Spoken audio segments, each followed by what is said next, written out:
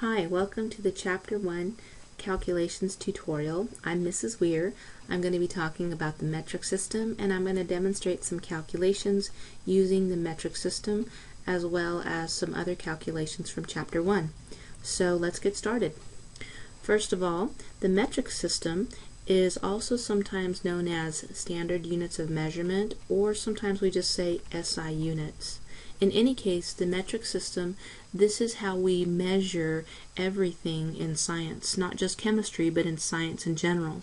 The nice thing about the metric system is that it's much easier to use than English units. Even though for most Americans we're much more familiar with English units, the metric system is a lot easier to manipulate, it's easier to use. Within the metric system, we use prefixes to mean different values.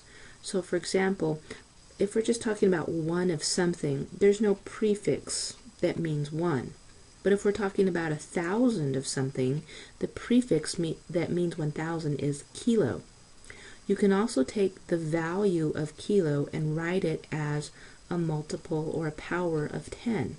So 1,000 is equal to 10 to the third power. That's the same thing as 10 times 10 times 10.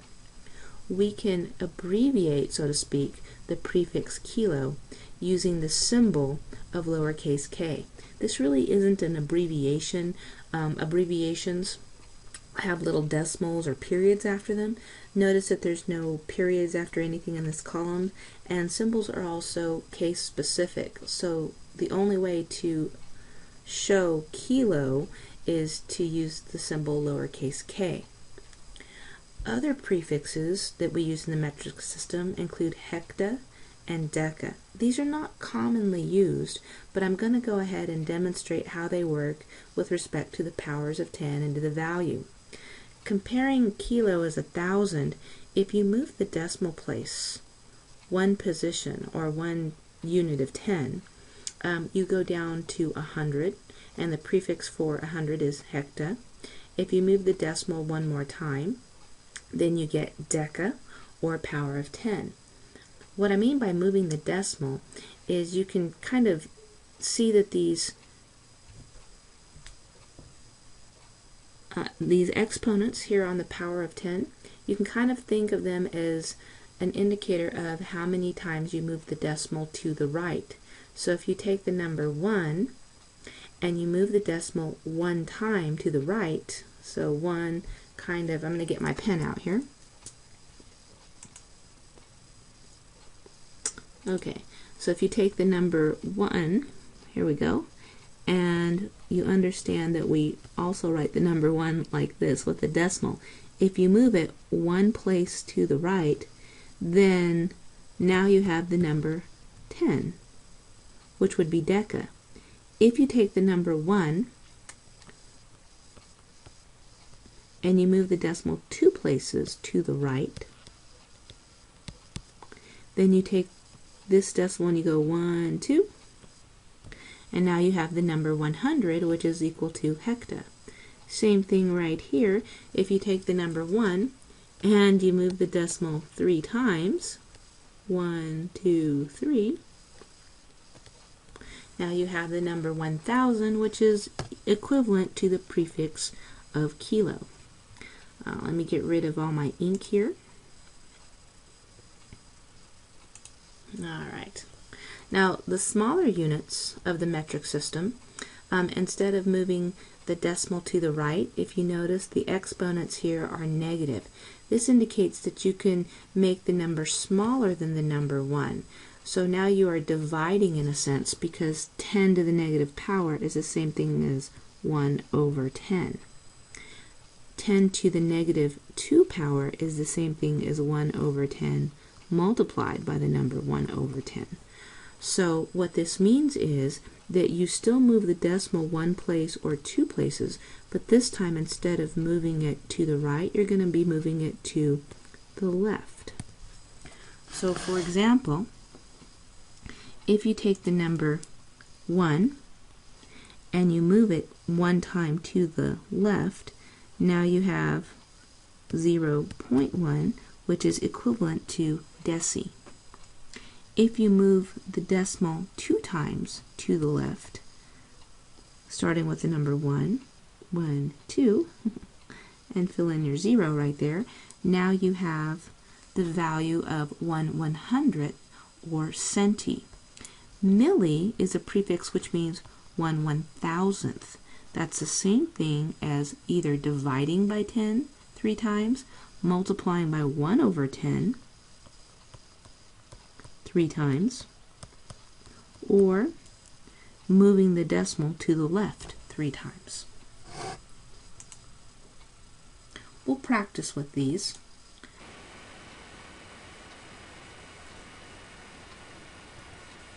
So here's another way to look at the metric system, looking at the relationship between the prefixes and their powers. We can think of or imagine a staircase. I've drawn 7 little steps here on our staircase, and at the top of the staircase are the largest of our prefixes. So there's kilo, next is hecta, deca, and then down here are the smaller ones, deci, centi, and milli. And here is just the unit of 1. When you climb the staircase, so when you're trying to convert between the smaller and get to the larger units, when you climb the staircase, that's the same thing as multiplying by 10 every time you take a step. So let's say you start here at milli, and you're trying to go all the way up to, let's say, kilo. Well, you would count that you traveled 1, 2, 3, 4, 5, 6 steps. So that's the same thing as multiplying by 10 6 times. So 10 times 10 times 10 times 10 times 10 times 10, or you could write that as 10 to the 6th power. Another way you can think of that is because you're going from a small unit to a larger unit, you can move your decimal to the left 6 times.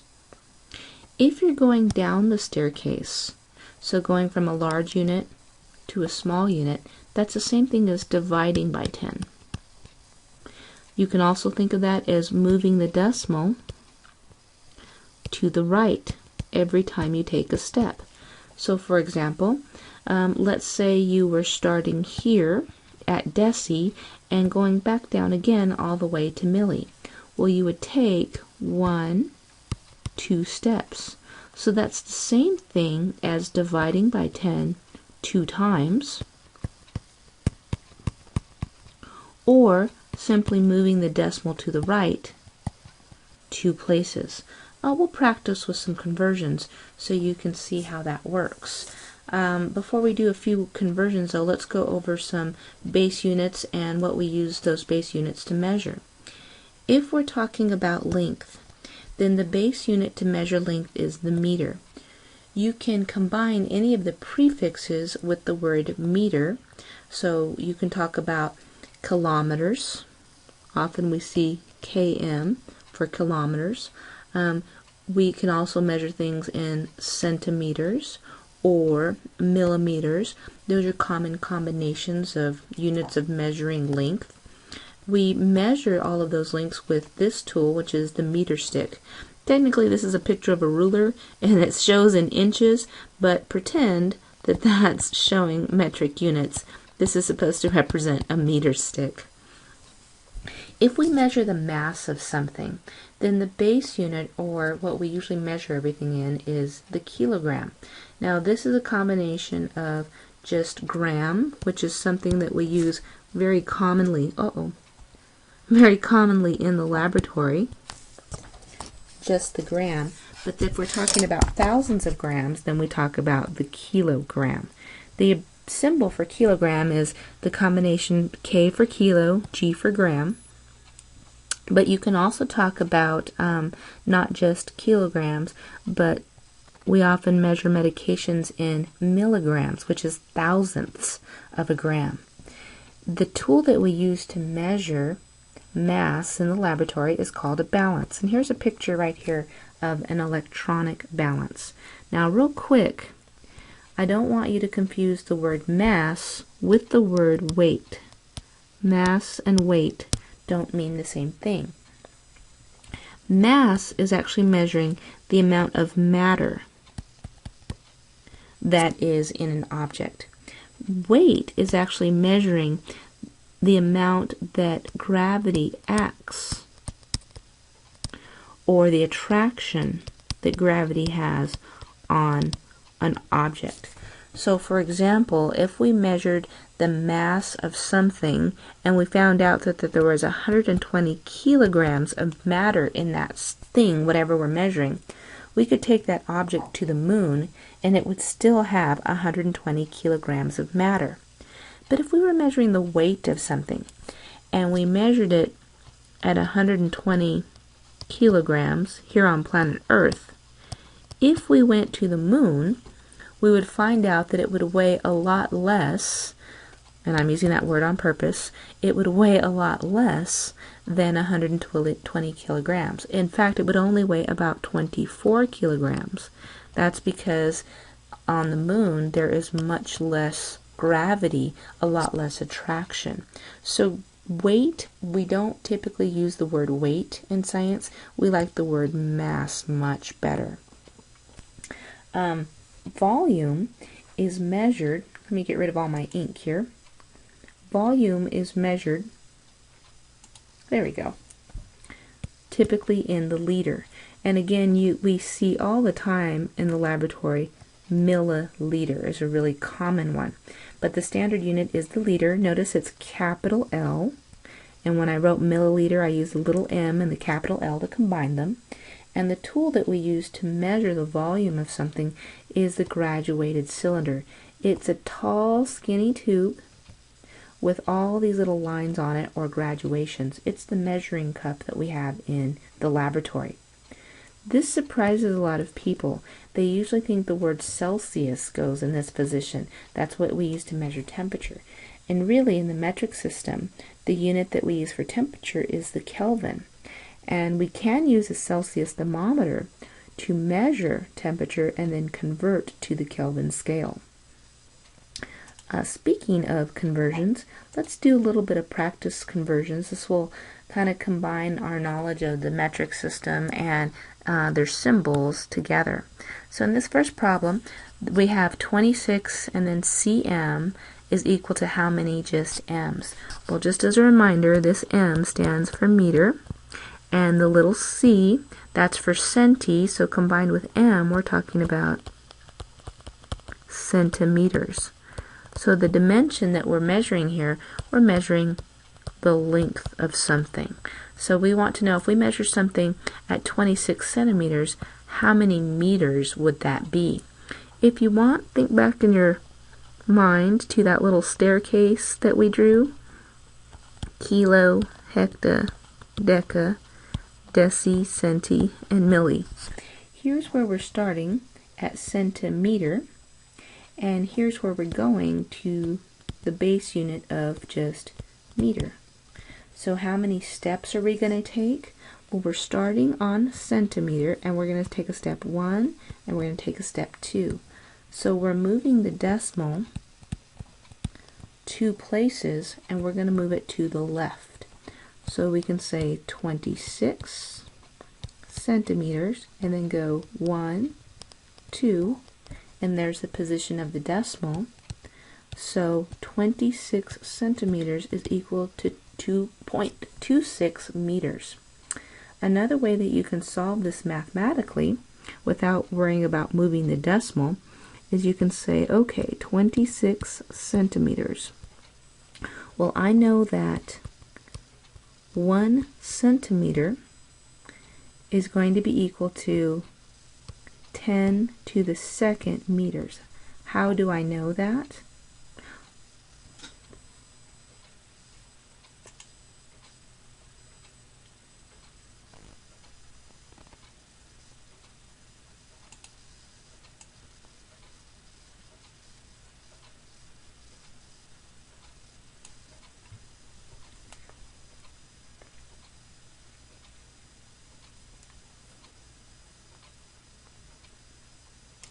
Another way that I can solve this mathematically is I can take, let me get my pen back, is I can take the number 26 centimeters and I can multiply it by a conversion factor. I want to get rid of centimeters, so I'm going to put centimeters on the bottom here, and I want my answer to be in meters, so when I multiply, if these two are across from each other, they'll cancel out. Now the relationship I have to worry about is how many centimeters is equal to how many meters. Well, going back to my staircase over here, remember that I've taken 2 steps. Well, 2 steps is the same thing as multiplying by 10 2 times, which is the same thing as 100. And so the number 100 goes to the smaller unit of centimeters to meters. So this means that 1 meter is equal to 100 centimeters. Remember that centi, the prefix centi, means 10 to the second or 100. So I know that my conversion factor is good here. Plugging this into my calculator, how this would work. Let's keep my annotations real quick. Plugging this into my calculator, what I would actually multiply out is 26, whoops, let me clear my calculator, 26 times 1 equals, divided by 100 equals 0.26. Now, why did I enter it that way? Because when I look at my math, I multiply across, so 26 times 100, get my pen back, here we go. So when I enter this into my calculator, I multiply across, and then I divide up and down. So I enter into my calculator the number 26 times the number 1, and then the equal sign, and then divided by the number 100. If this way makes you crazy, use that way instead. We'll practice some more. Here we have 181 kgs is equal to how many g's? Well, just as a reminder, lowercase g stands for grams. kg, K stands for kilo, G for grams, so we're converting kilograms to grams. And so the dimension that we're measuring here is not weight, but we're measuring mass. So if you like the stair-step method, we'll try that again. Here's kilo all the way up here, hecta, deca, deci, centi, and milli. So we're starting up here and we're going all the way down, not that far. Let's try this again. We're starting at kilo, hecta, deca, and we're going all the way to grams. So counting the number of steps that we're taking 1 step, 2 step, 3 steps. So when we go down, that's the same thing as dividing by 10, but since we're taking 3 steps, we're dividing by 10 3 times. So you can move the decimal 3 spaces to the right, because we're going from large to small. That means that we should have more of these as compared to kilograms. So if I take the number 181 and I move the decimal 1, 2, 3 times, here's its new location, put the 0 there, that means that 1.81 kilograms is equal to 1810 or 1010 grams. And it makes sense because grams is a smaller unit as compared to kilograms. So you should have more of these as compared to your kilograms. Well, We'll try another one. This time we're measuring milliliters to liters. Can you guess what dimension we're measuring? Not mass, not length, not temperature.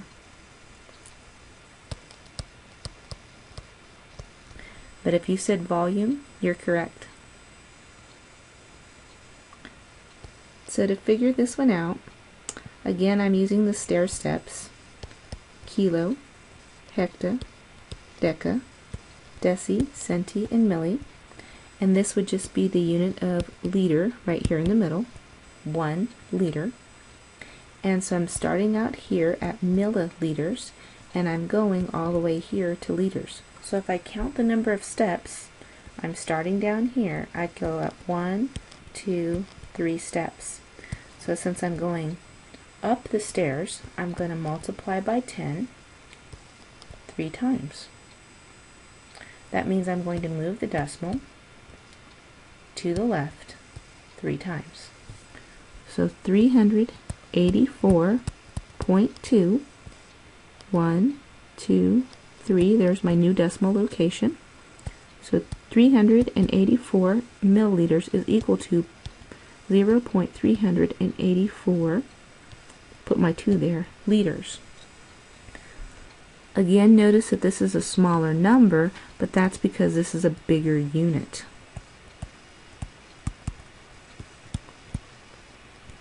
.384 is a larger number, but this is a smaller unit. So when you go from smaller units to larger units, the value of the number is going to get smaller. That's why we're moving the decimal to the left. If you want to see how this works out using a conversion factor, I'll work the problem that way too. 384.2 mLs times my conversion factor. What I'm trying to get rid of, milliliters, goes on the bottom. What I'm trying to end up with, liters, goes on the top.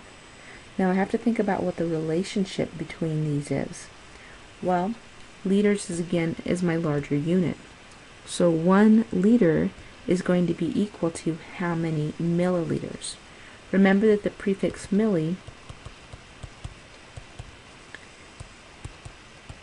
is 1/1000th. Because it's here on the bottom, I can write it this way, so that it takes 1,000 of the small units to make up 1 of the larger units. Remember that 1 over 1,000 is the same thing as multiplying by 1 over 10 3 times, or it's the same thing as multiplying by 10 to the -3rd. So in other words, if I wanted to, I could rewrite this whole thing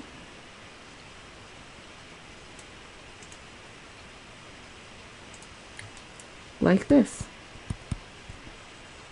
And you could enter it into your calculator that way. Or if I get rid of that, oops, where's my eraser? Here we go.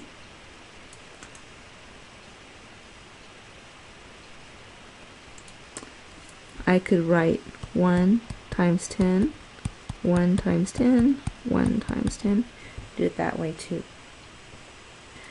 So to me, it's just a little bit easier to write it like this, 1 over 1,000. And so when I enter it into my calculator, I'm going to enter this first, 3.84 times 1, then I'm going to hit the equal sign, then the divide sign, 1,000, and then the equal sign again. I'll show you what that looks like with my calculator. Yes, I want to keep them.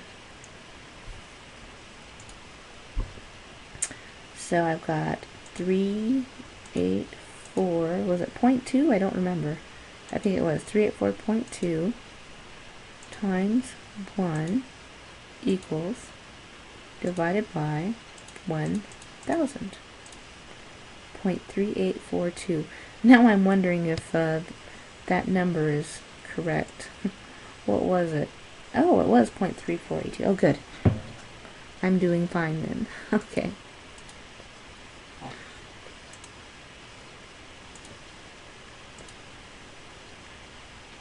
So here's a slide from your book that's kind of reminding us of what the base units are. Uh-oh. I'm going to get the hang of this, I promise. Here we go. Here's a slide that's reminding us about the base units, the 7 base units. You might see some questions on a quiz or on a homework assignment as to what the base units are. The important ones to remember are length and mass and temperature. Those are the ones that I'm most likely to ask. What's not listed on here that you should also know is volume. And again, it's the liter, and the symbol is capital letter L. For any of these 3, length, mass, and volume, you should be able to convert within the metric system. You should also be able to correctly write any combination of the prefixes with the base unit. So for example, you should know that km equals kilometer or kilometer, at the same time that kg equals kilogram. And although it's not very commonly used, kiloliter. Another good example might be something with the smaller units. mm would be millimeter.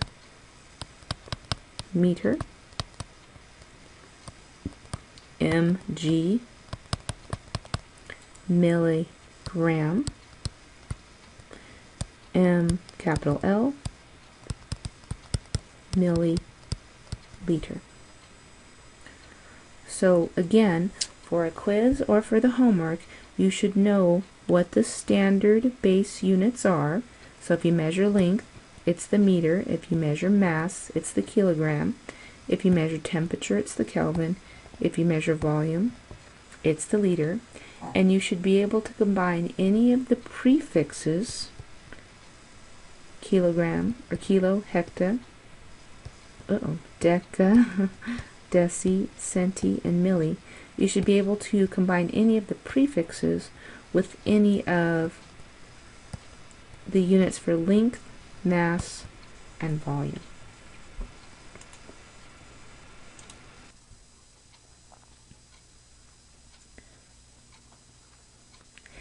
Density is a useful physical property to know about an object. Density is kind of like mass, kind of like volume, and also length, like I mentioned, and that together these are all examples of physical properties of a particular substance. All physical properties are useful, but density is a particular useful thing to know about a substance. Density, what it is, as a definition, it's how much matter is found in a particular amount of space. The way that you calculate density is you need to know the mass of whatever it is that you're trying to figure out the density of, and you need to know how much space it takes up, or the volume of that object. So density is equal to mass over volume. I mentioned that it's an important physical property, and notice that it actually combines 2 of those physical dimensions that we've been practicing within the metric system. If we consider something like copper, this is an element that you can find on the periodic table, we know that the density of copper measures at 8.94 grams per cubic centimeters. That's what that stands for right there, is cubic meters. That's a fancy way of saying 8.94 grams per milliliter.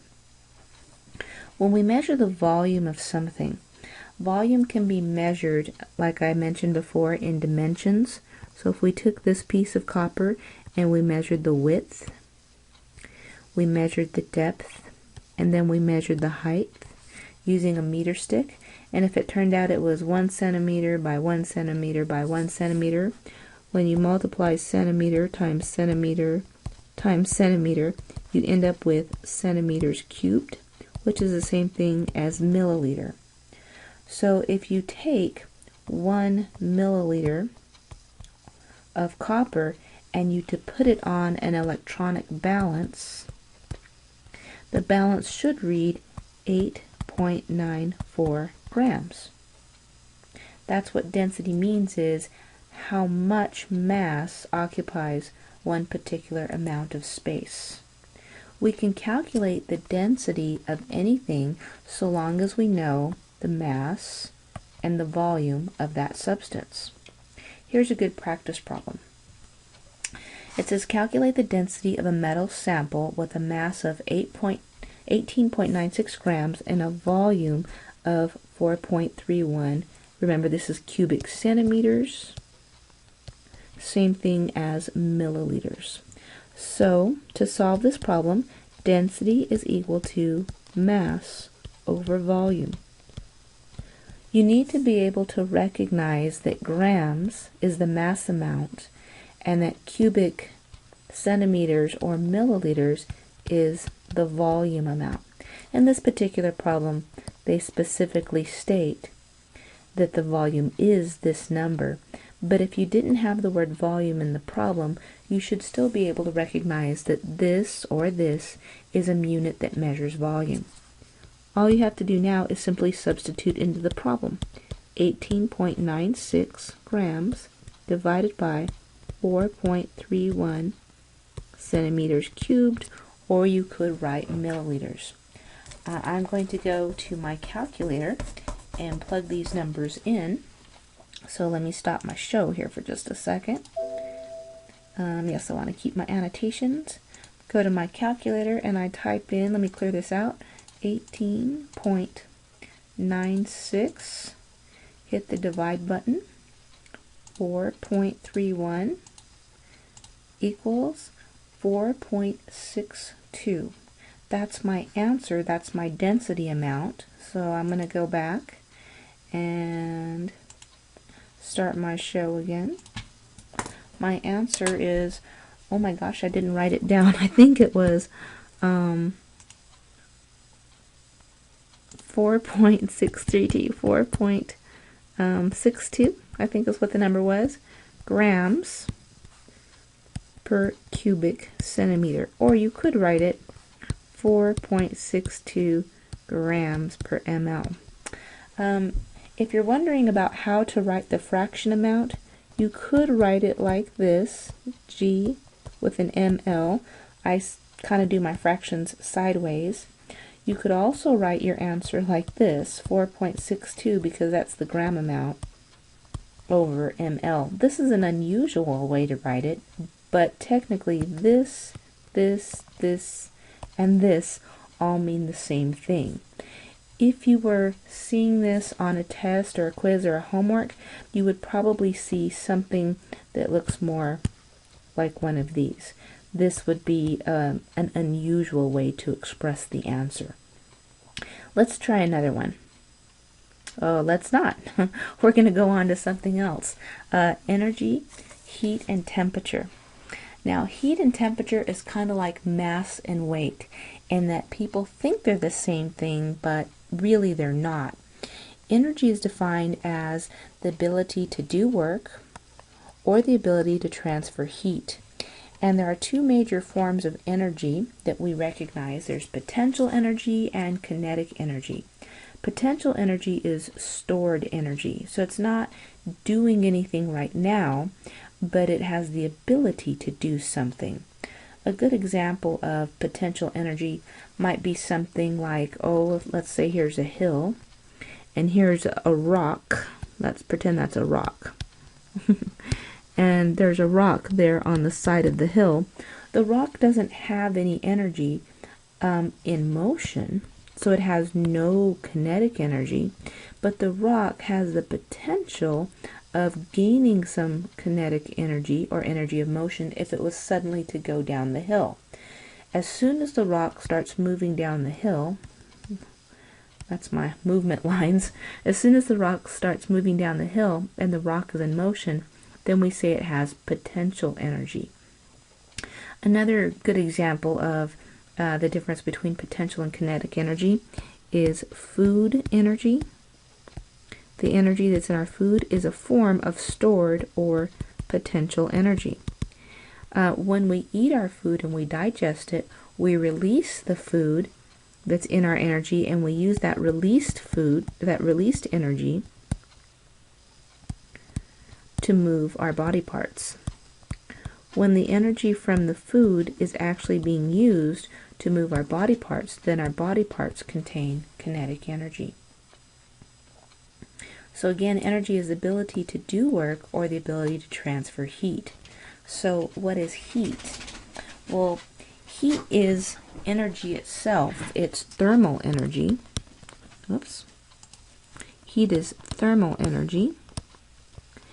And that thermal energy is transferred from hotter objects to cooler objects. When we think of temperature, temperature is actually a measurement of heat intensity. It's another way to think of it. It's a measurement. There we go. Of heat intensity. So when we talk about temperature, it's the average energy of motion, or the average kinetic energy of all the atoms or molecules that make up that object. So again, you can think of it as heat intensity. We use different units to measure heat as compared to measure temperature, because although again they're related, they're not exactly the same thing. Heat again is energy, whereas temperature is a measurement of heat intensity, or a measurement of how much energy something contains. When we talk about heat energy, we usually measure heat energy in calories or in joules. That's pronounced like you would say joules, but it's spelled like this, joules. So when we're talking about heat energy, we don't use degrees Celsius or Kelvins. Instead, we use calories or joules. Now, we're often familiar with calories because we think of food calories. And yes, we are talking about food calories, but food calories are a specific form of heat energy. If we talk about calories in general, 1 calorie, and notice this is a little c here, 1 calorie is equal to how much heat or energy. Anytime you see the word heat, you can substitute the word energy. 1 calorie is equal to how much energy is required to change the temperature of 1 gram of water by 1 degree Celsius. So if you had a glass, and in that glass was some water, exactly 1 gram of it, and that water was sitting at room temperature, approximately 20 degrees Celsius, and you had a candle or some sort of a heat source underneath that 1 gram of water, and that water changed from 20 degrees to 21 degrees Celsius, then the amount of energy required to do that would be equal to 1 calorie. Okay. Food calories are a little different. Oops, let me get rid of some of my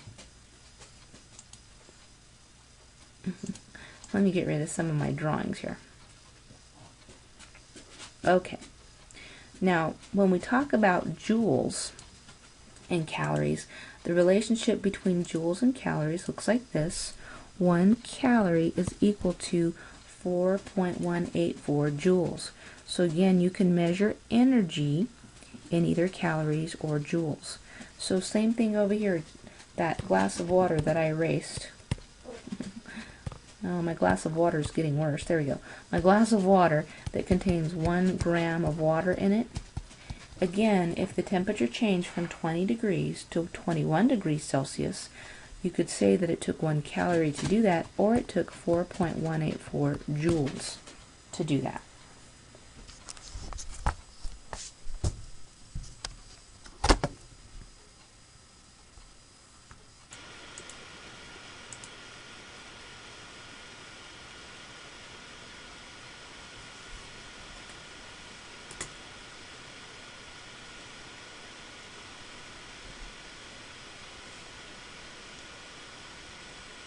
So I mentioned food calories. How do food calories compare with the other calories that I talked about already? Well, a food calorie is actually the word calorie where the C is capitalized. And what we're talking about when we have a capitalized C is actually the kilocalorie.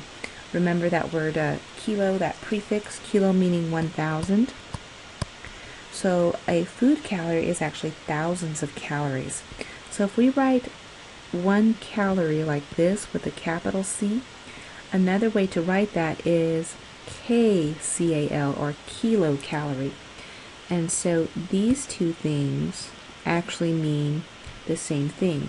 You could pronounce this 1 kilocalorie, or you could say, get rid of that, 1 kilocalorie here or 1 kilocalorie there, or you could just say 1 calorie.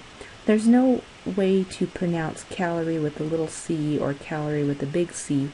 Usually when people mean the big C, they'll say the words food calorie, or they'll actually say kilocalorie. But what they both mean is 1,000 of calories with a little c, which is also equivalent to 4,184 joules with a capital J. Did you notice that? Just as a reminder to you, just as a reminder, 1 calorie with a little c is equal to 4.184 joules with a little j.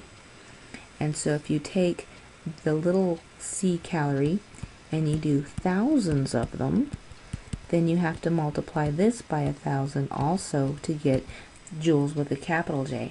Just like this is actually kilocalories, joules with a capital J is actually kilojoules. So you could say capital J equals kilojoules, or K looks kind of odd, but K with a little j is also kilojoules.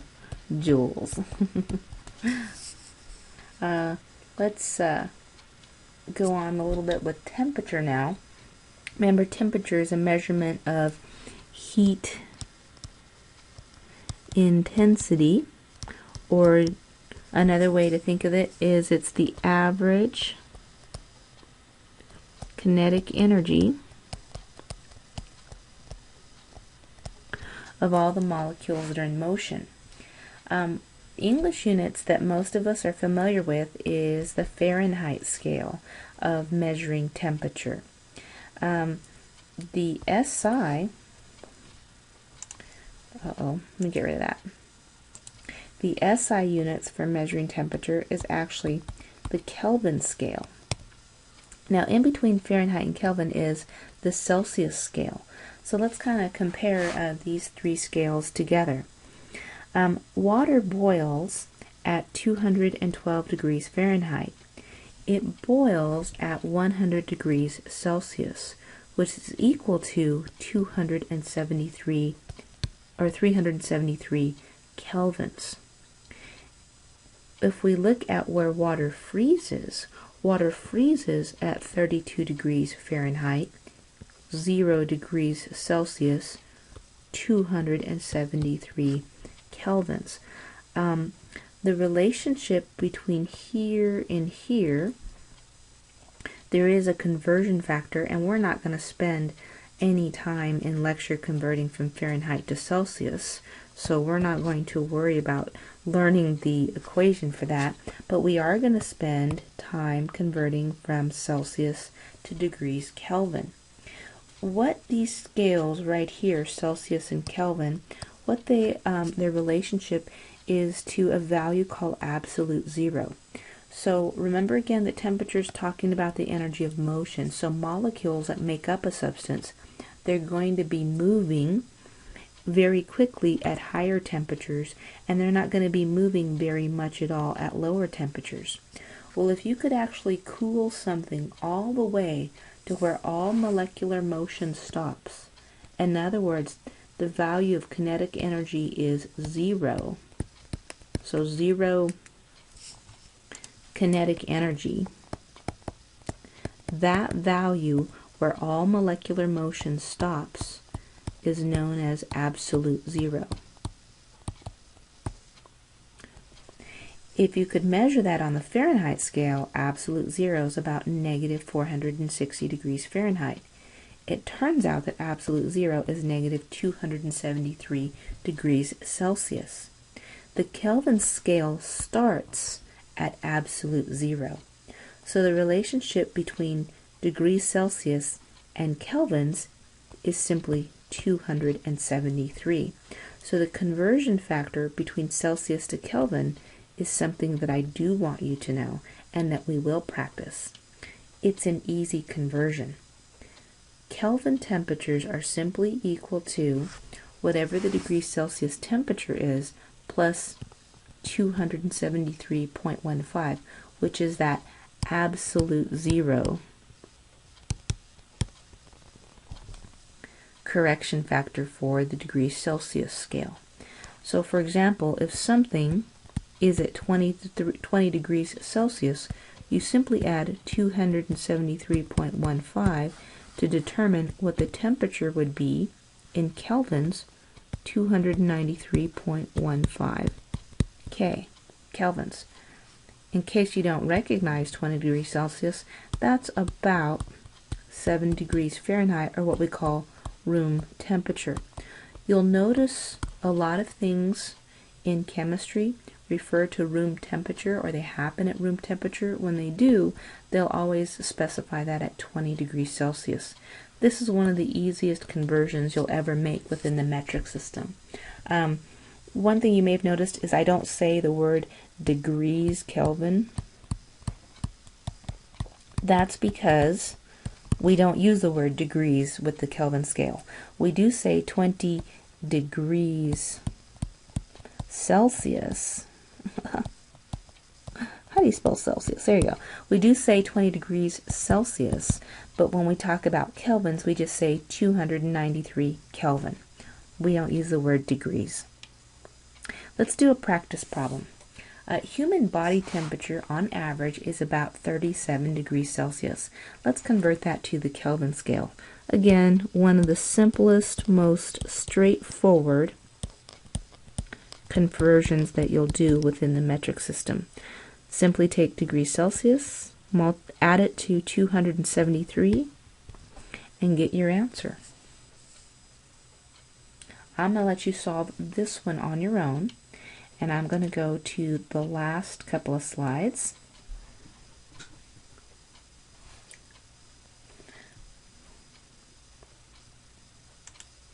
Let's try a problem that has to do with our energy amounts, and we'll convert between calories all the way to kilojoules. So in this question it says you have on your arm, I'm guessing, a gram of sweat, and for that sweat to vaporize, it's got to absorb a particular amount of energy. Let's draw a picture for this one. I think that will help a little bit.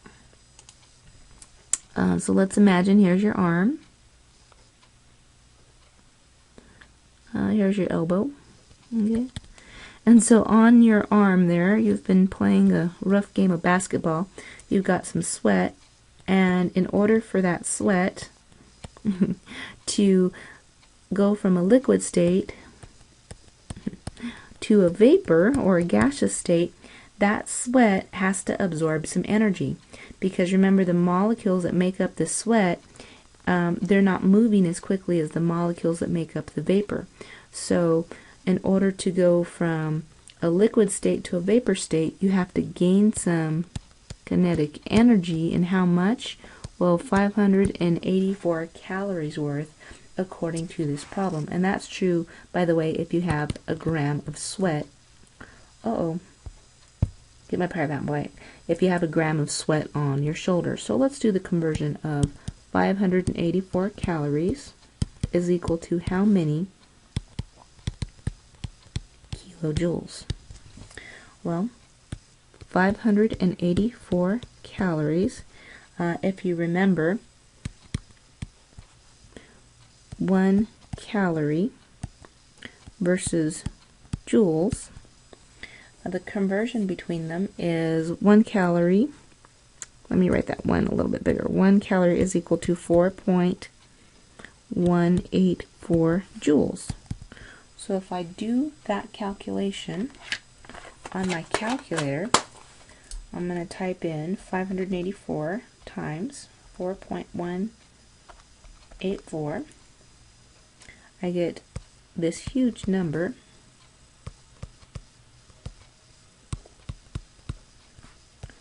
and that's in joules. But I need to put my answer in kilojoules or thousands of joules.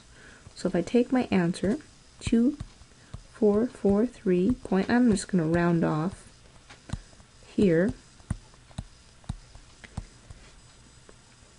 and I divide